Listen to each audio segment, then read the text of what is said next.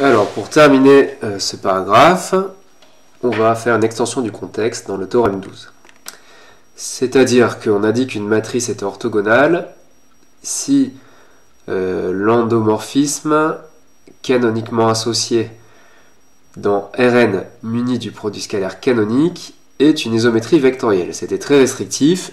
Comme espace vectoriel, il fallait Rn, il fallait lui mettre la base canonique et prendre le produit scalaire canonique. Donc dans le théorème 12, on va s'affranchir de pas mal de choses.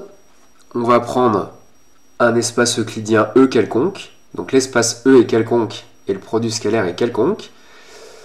Et par contre, si on prend une base qui est orthonormale. Donc la seule restriction, c'est la base orthonormale. Alors on va montrer que U est une isométrie vectorielle si et seulement si la matrice de U dans la base B est une matrice orthogonale. Donc on pourrait dire que les matrices orthogonales représentent des isométries vectorielles dans n'importe quel espace euclidien, mais attention, ce n'est seulement que dans les bases orthonormales. C'est-à-dire si vous représentez une isométrie dans une base quelconque, vous n'obtenez pas forcément une matrice orthogonale. Pour ça, il faut que votre base soit orthonormale. Alors, on va démontrer ce théorème.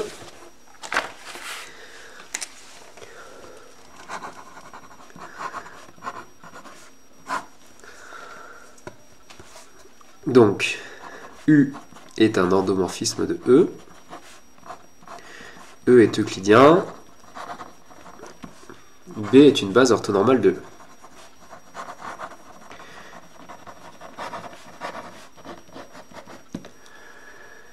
Alors, il faut montrer une équivalence, donc de gauche à droite. On suppose que U est une isométrie vectorielle. Et on pose M, la matrice de U, dans la base B. Et on va montrer que M est une matrice orthogonale.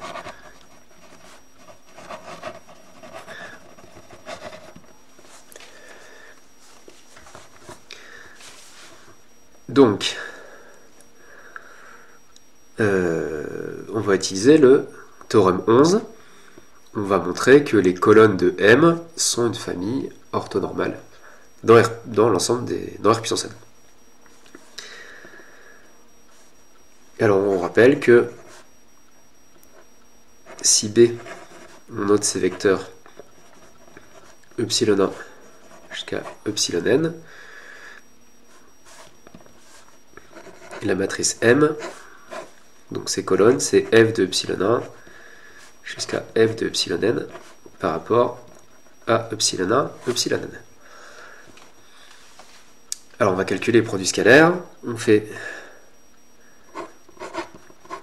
f de epsilon i. Oh, excusez-moi, c'est pas f, c'est u. Donc on fait u de epsilon i scalaire u de epsilon j. Alors comme u, on a supposé que c'était une isométrie vectorielle, ça fait epsilon i, epsilon j, puisque on a supposé que u est dans O2. Et les epsilon, c'est notre famille B qu'on a supposé être orthonormale. Donc ça fait 1 si i égale j, 0 si i est différent de j. Ainsi, la famille u de epsilon 1 jusqu'à u de epsilon n est orthonormale et formée de n vecteurs, où n c'est le cardinal de B, c'est aussi la dimension de E, parce que B est une base de E. Et donc comme le nombre de vecteurs est égal à la dimension, donc un E ici, et que la famille est orthonormale, on l'a déjà expliqué, on a une base orthonormale.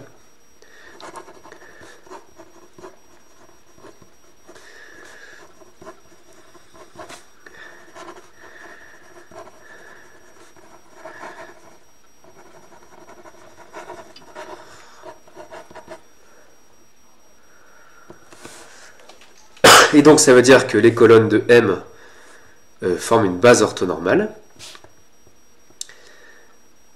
de Mn1 de R.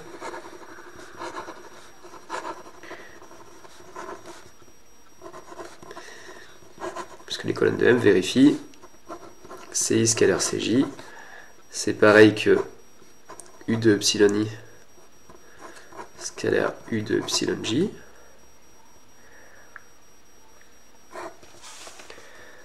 Et donc ça fait 1 si I égale J et 0 si I est différent de J.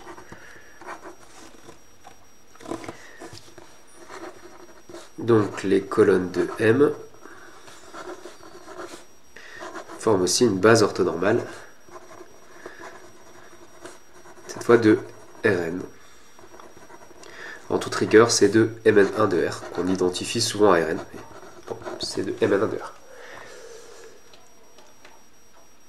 Alors, il faut peut-être quand même détailler ce point.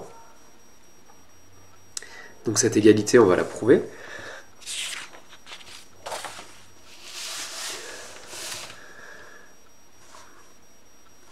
Donc, U de epsilon I, U de epsilon J,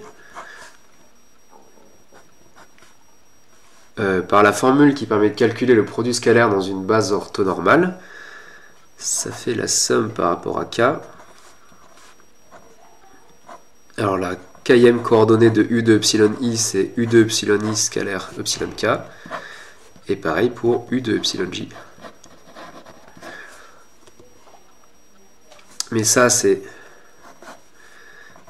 M KI, et ça, c'est M KJ. Et donc, on reconnaît CI scalaire CJ. Donc, les colonnes de M forment une base orthonormale, et donc, d'après le théorème 11, M est une matrice orthogonale. On n'a pas encore de notation, il faut écrire en français. M est orthogonale. Alors maintenant la réciproque. On pose donc M, la matrice dans notre base B de U, et on suppose que M est orthogonale.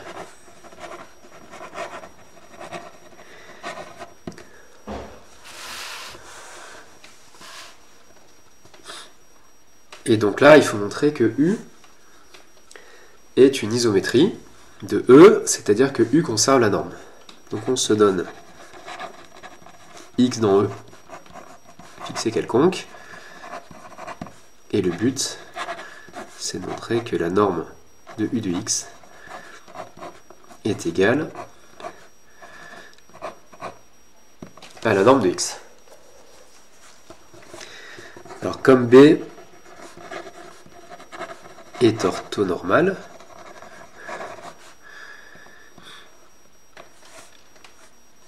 si on pose grand X, la matrice dans la base B, notre vecteur petit x, donc on note ça x1, xn, on sait que xi, c'est x scalaire epsilon i. Alors on sait que la norme de petit x au carré, c'est la somme des xi au carré, ce qui fait aussi xt fois x. Et d'après le cours de PCSI, on sait que la matrice du vecteur u de x dans la base B, c'est m fois grand X, puisque M représente U dans la base B, et grand X représente petit x dans la base B. Et donc, évaluer une application linéaire en un vecteur X, ça revient à faire le produit matriciel matrice carré M fois matrice colonne grand X. Et donc, la norme de U de X au carré, c'est mx transposé fois mx. Or, mx transposé, ça fait x transposé, m transposé, ensuite mx. Mais M, on l'a supposé orthogonal, donc d'après le théorème 11, M transposé M, ça fait la matrice identité. Donc on trouve xt x, et xtx, on a dit que c'était la norme de x au carré. Par positivité de la norme, on peut enlever le carré.